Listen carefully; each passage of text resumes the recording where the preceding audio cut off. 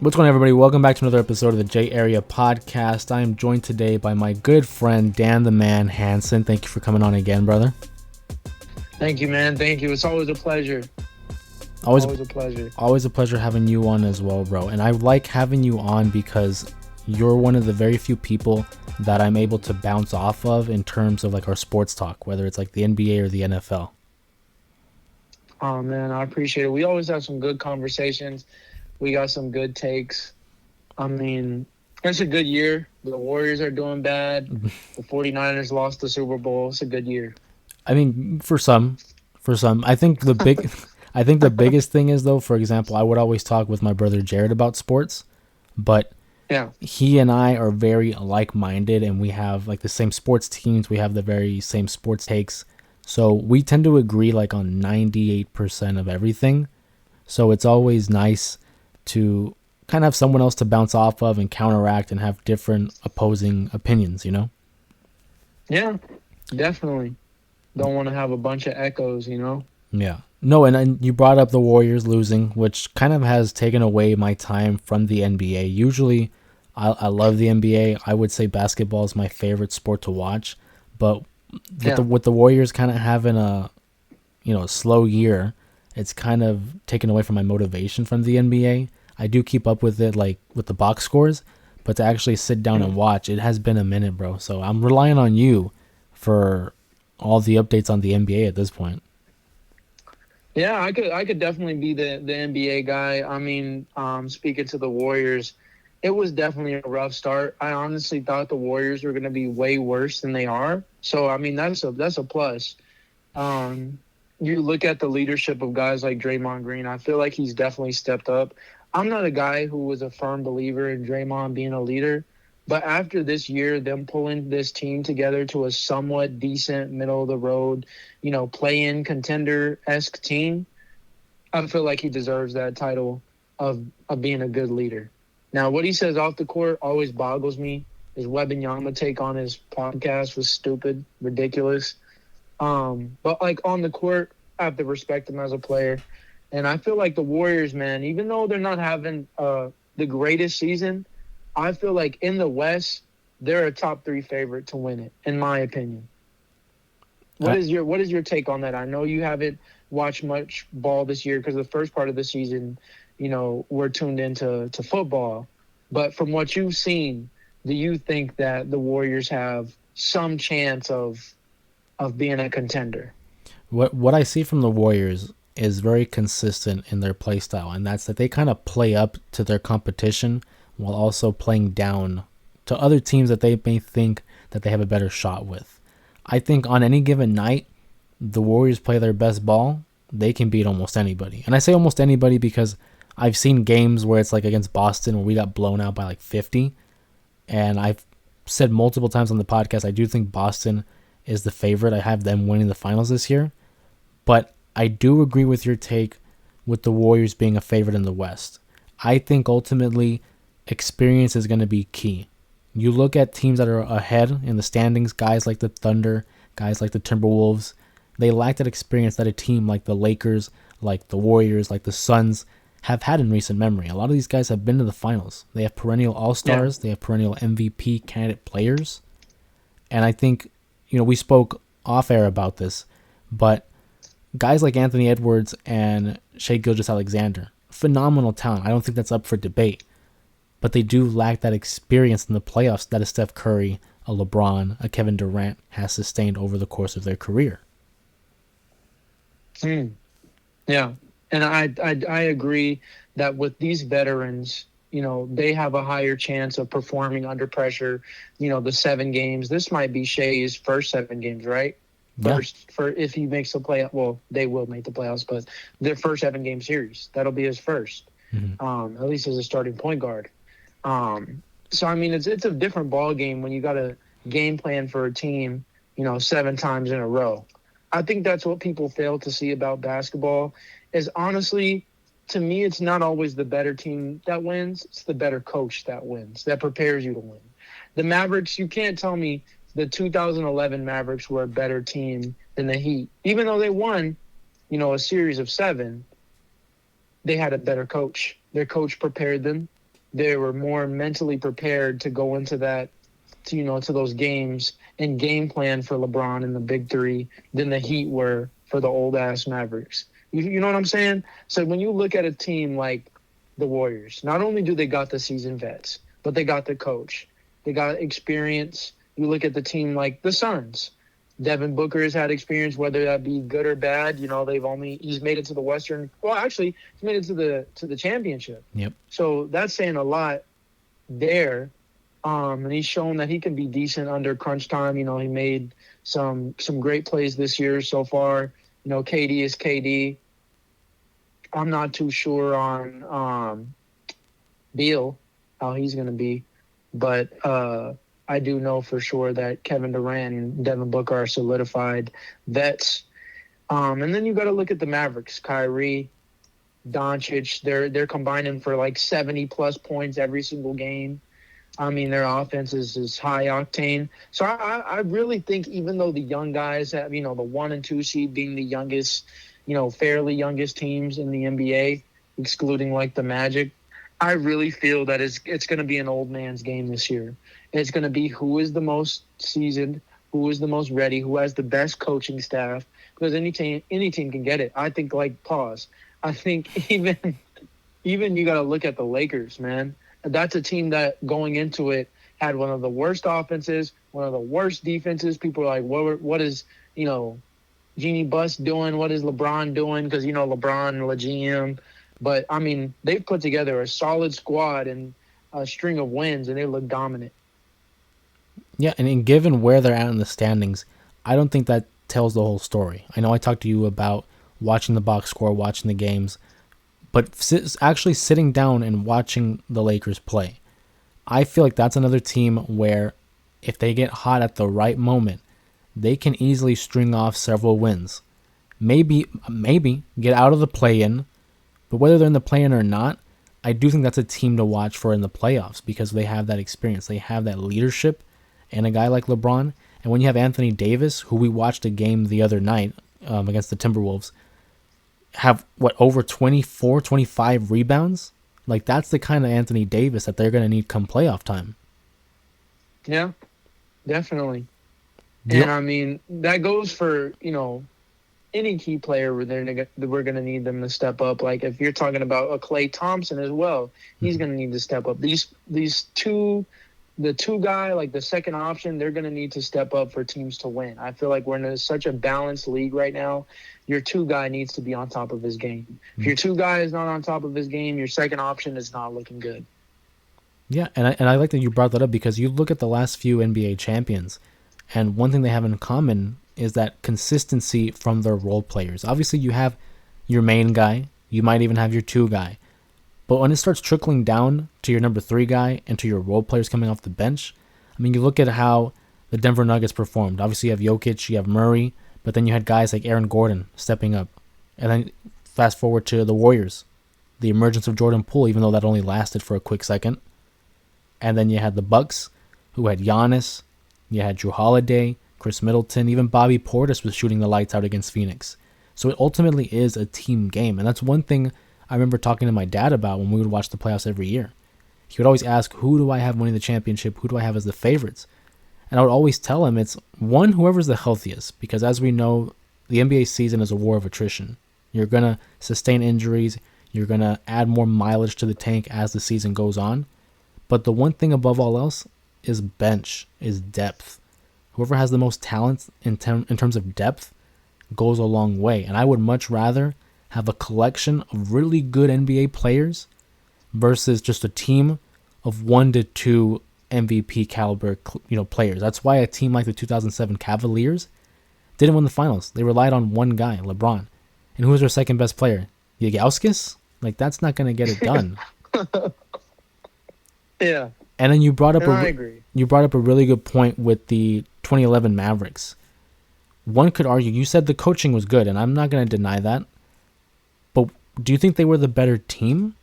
Because I look at that Miami team with, the early LeBron, Bosh, and Wade, and they were still kind of struggling to find each other's role and kind of who's going to step back and who's going to step forward. Whereas the Mavericks had that clear sense of stability, and Dirk is our guy. and we're surrounding him with guys like Jason Terry, guys like Jason Kidd, Tyson Chandler in the paint, Sean Marion on the wing. They had a structure, whereas Miami was still figuring it out, and they did. They won back-to-back finals in 2012 and 2013.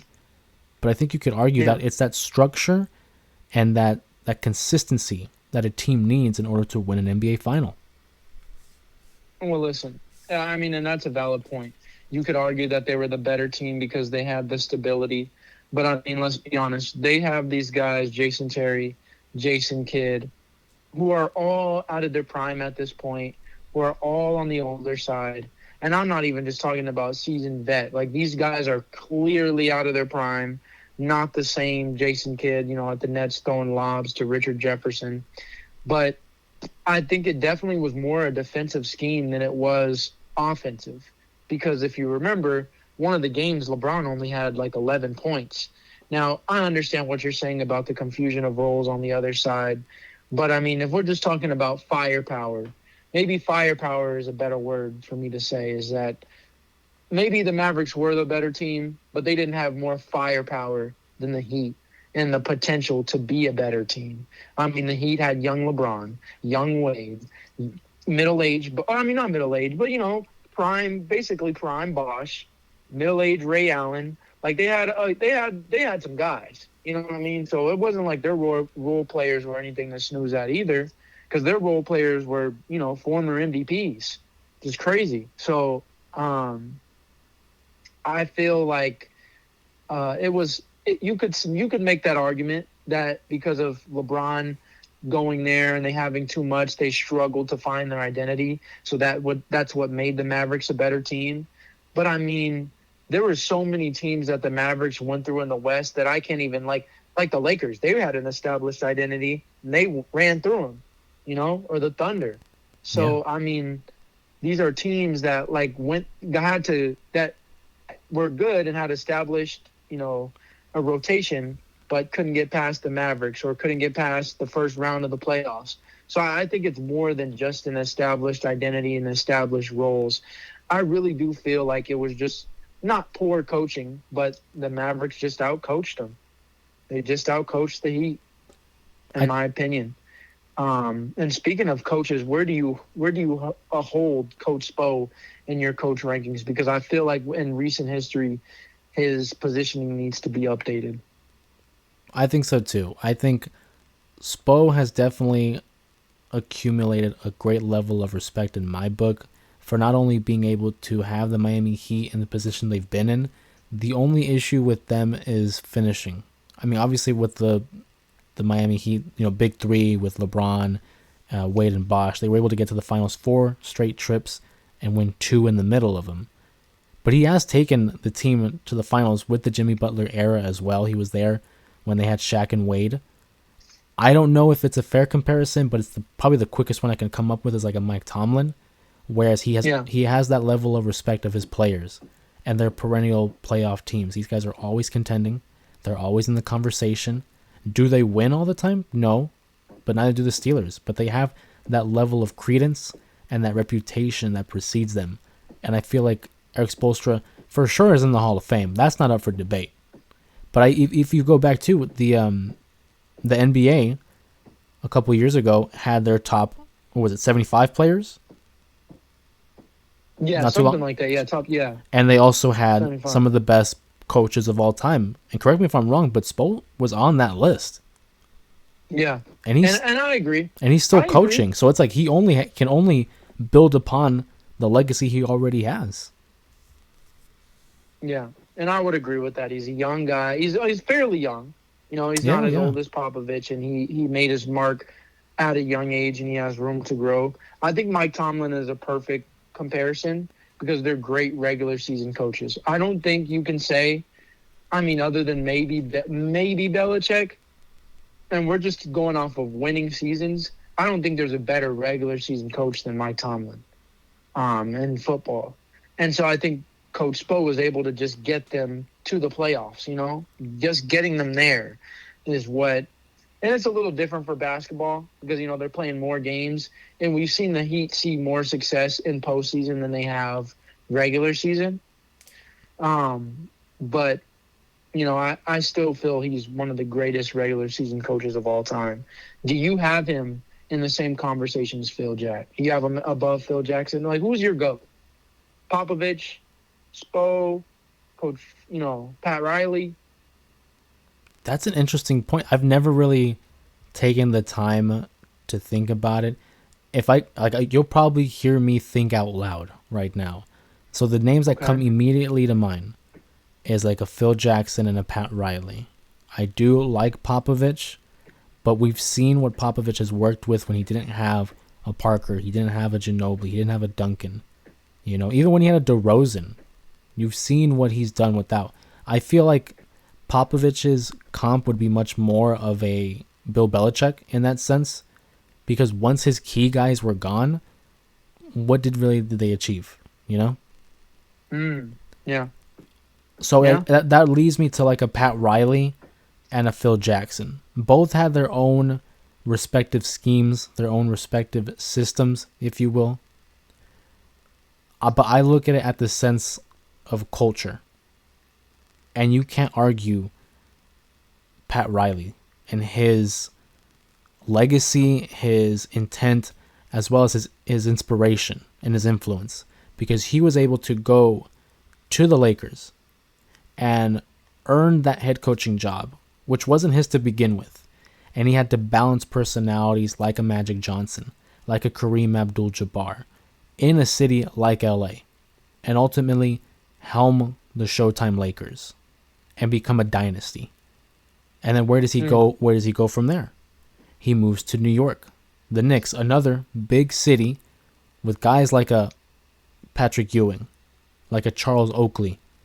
And again, they didn't win a championship, but he turned them into contenders and someone that ultimately ran into the wrong team, and that was the Chicago Bulls. Yeah. Yep. I mean, I feel like no one won in the Jordan era. And I No, feel like God. you bring up great points with establishing, that legacy and culture for himself everywhere he went. But I really feel like if you're talking about dealing with stars, nobody dealt with more stars than Phil Jackson. You're dealing with the greatest player of all time, or arguably the greatest, and then arguably the second greatest or third greatest. You know what I mean? Actually, and arguably the greatest center.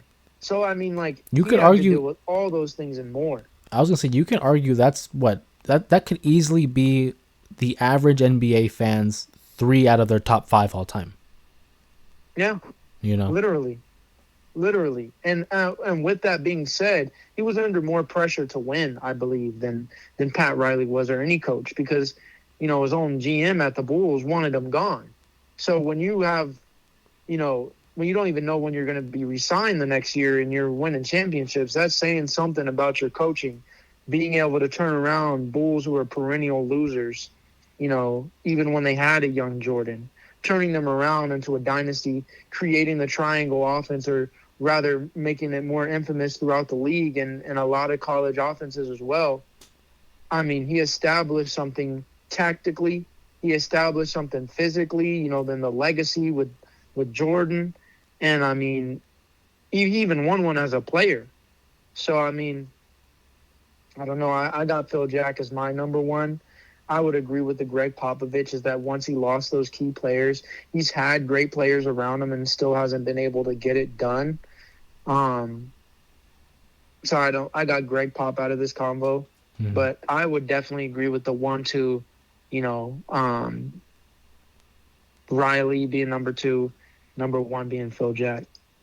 Yeah, and I feel like it's a toss up. I feel like in any conversation, if someone were to come at me with a Pat Riley or a Phil Jackson, I wouldn't argue it. I think both are suitable answers. You talked about having to deal with big personalities and like Jordan, Shaq, and Kobe. I look at a Pat Yeah. Riley and I could easily come back with, well, he dealt with Magic, Kareem, and Shaq. That's another 3 that could be in someone's top 5 all time. What about Rodman? Rodman? Yeah, he had to deal with Rodman. I mean, but Phil Jackson that is a big twice. personality. That is a big personality. But I look back at, oh, that is true twice because he went to the Lakers, huh? Yeah. I forgot about that time when he was with the Lakers. But even Yeah, then, dude. And go ahead. and Rodman was really the one you had to worry about. Shaq said it himself. the biggest superstar wasn't him. It was Rodman. Rodman would go out and party, go to the club, be gone all night, you know, get to practice late, and then get 30 rebounds in the game. So, I mean, Rodman was a different animal. They literally had to, him and Jordan literally had to go get him from, I think it was in Vegas. Yeah. No, So, I Rodman. mean, you talk about management. When your coach literally has to fly to a different state, that's management for real. Rodman was another beast though, because like you said, he would go out to one night at a party, Vegas. There was a time being during the NBA Finals, this man was showing up on pro wrestling, like as a part timer.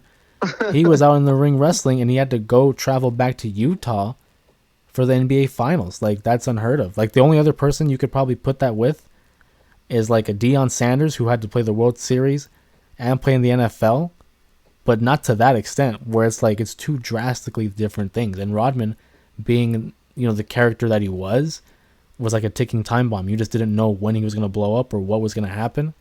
So I do give credit to Phil Jackson in that sense as well for being able to. I mean, just balancing Dennis Rodman alone is a challenge, let alone with a Michael Jordan and a Scottie Pippen.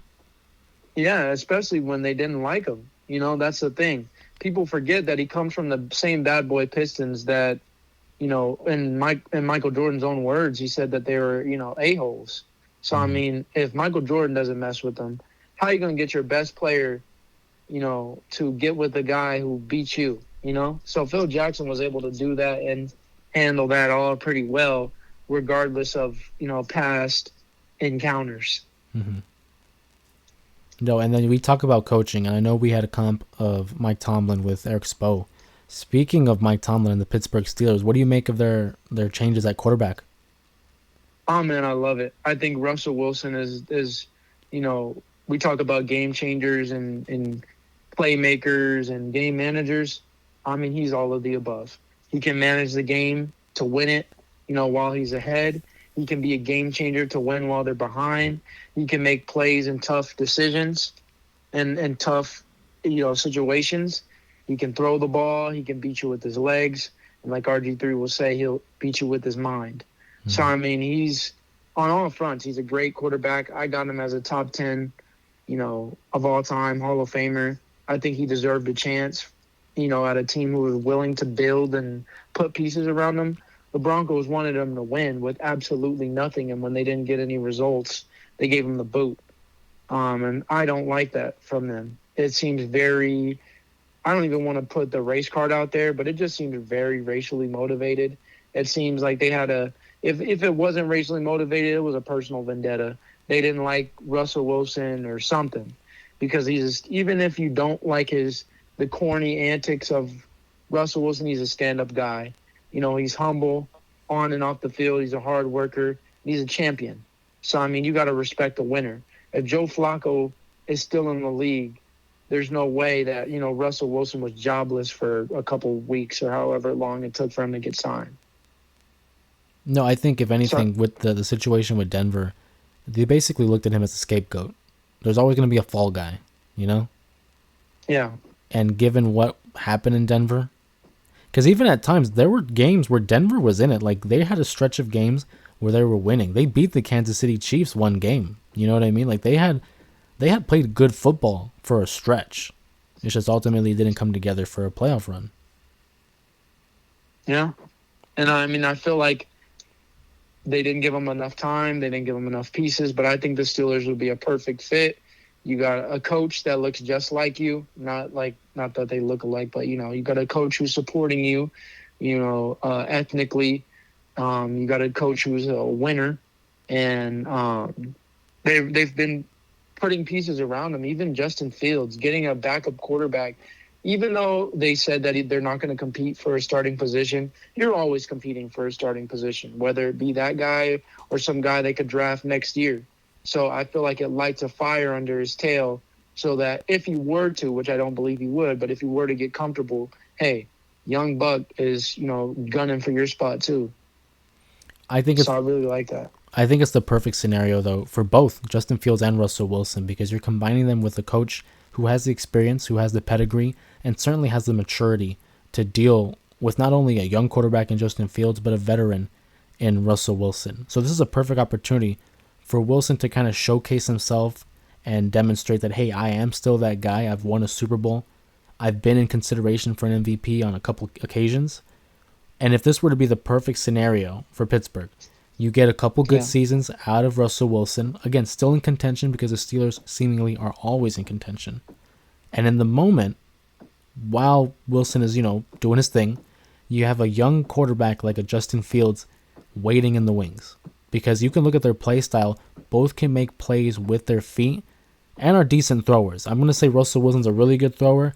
I won't give the same to Justin Fields, but he has room for improvement. And for him to follow a guy like a Russell Wilson, that's like the best case scenario for Pittsburgh. Russell Wilson, the established veteran, who, like you said, is a champion. He's a winner. And then hopefully kind of trickling down to a Justin Fields. That way they can just continue on with this wave of momentum, Yeah. Yeah. I would agree. And I think that, the Steelers will definitely be contenders next year.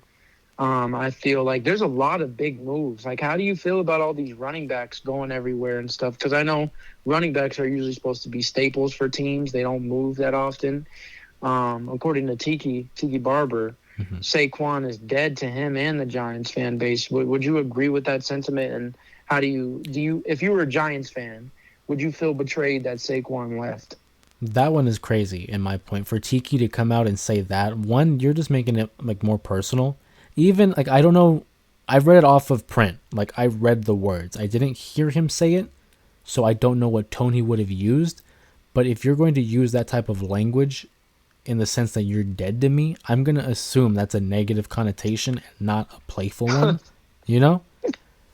Yeah, because he would have said, like, a laughing emoji, whatever. Like, that's how he would have responded to that. Like, what the hell was that about? I didn't agree with that. And like, to answer your question, if I was a Giants fan, would I have felt betrayed? Honestly, no. I wouldn't have felt betrayed. Would I have been upset? Oh, yeah, 100%. That's like me saying Christian McCaffrey jumping to, like, the Cardinals, for example, right? Because that's our rival in our division. Yeah. I'd be upset. Absolutely. But to say you're dead to me is ridiculous. Ultimately, I look at the Giants at fault. Again, I'm speaking as if I'm a fan. Because you got a guy like Saquon Barkley for a certain amount of time. Everyone knows the shelf life of a running back is very limited. You don't get too many great years with a running back because of the wear and tear that their body sustains, especially the usage rate that a guy like Saquon had sustained in New York. He had injuries in New York. And the fact that they were unable to capitalize and surround him with the caliber of talent that would help elevate his game and therefore elevate the team's performance, that falls on them. One of their biggest concerns in recent memory was coaching and quarterback. In fact, they still don't really have a set quarterback with Daniel Jones. And their quarterback situation, they just started figuring out with the coordinator from the Bills. Yeah. So I can't. And they were deciding on that. What is the Italian dude's name? DeVito, right? Yeah, even then. Yeah. So I as a fan, if I'm a fan of the Giants, which thank God I'm not, I think I would much more be disappointed that we lost a Saquon Barkley, because ultimately you didn't do anything. And if I'm Saquon Barkley, yes, I have an allegiance to the team I'm signed with and I want to perform well, but then once I want to be able to seek out other opportunities and there's other teams that are willing to afford me those opportunities, why wouldn't I go to a different team? Especially like the Eagles, who have been in playoff contention the last couple of years. Yeah. And a running back has a small shelf life. He wants to win. At the end of the day, that's what solidifies a player's future. You look at guys who are in commercials now, like your Peyton Mannings, and you just want to be a marketable guy. This is not just, he's not playing now just for the, fun of the game. This is his life and his legacy on the line. We already know he had a rough start because of the injuries, him being injury, ridden throughout his career. And now that he's finally decent, he only has so long left before, they're going to have to, he's going to have to call it a quit. So I feel like, Saquon can squat, 700 pounds? He can't carry a whole organization. And the Giants is a suck-ass organization. So, I would be happy to leave too. I mean, it's been a circus, honestly, like the way they dealt with Odell and everything, and just like all that, it just doesn't put them in a good light. And then for one of your, alumni to say something like that about one of your most key players, that doesn't fuel him to stay. That wouldn't change my mind after you saying you're dead to me. That doesn't endear me to the city of New York. It's very ignorant. No, and I'm glad you said that, because why would I want to broadcast that towards the whole world? Because now, and you can just speak for Tiki Barber. I don't have to talk about the other alumni of the Giants, but you're coming off as bitter. And if I'm looking to sign with another team, I'm going to look at things like that. Like, oh, this is how your alumni talk about the players. If I were to step out of line, that's how quick it turns. Like, no, it's not productive. It's counterproductive.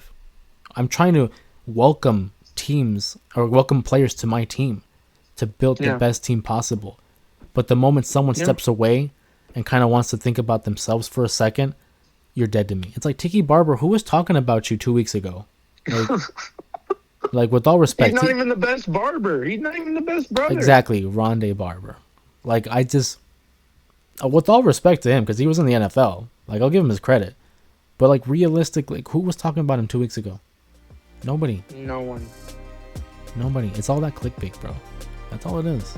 Hey, if you guys like that part of the interview, please like, share, and subscribe to the YouTube channel. Follow the Podcast Area Podcast as we continue to grow towards our goal of 1,000 subscribers on YouTube.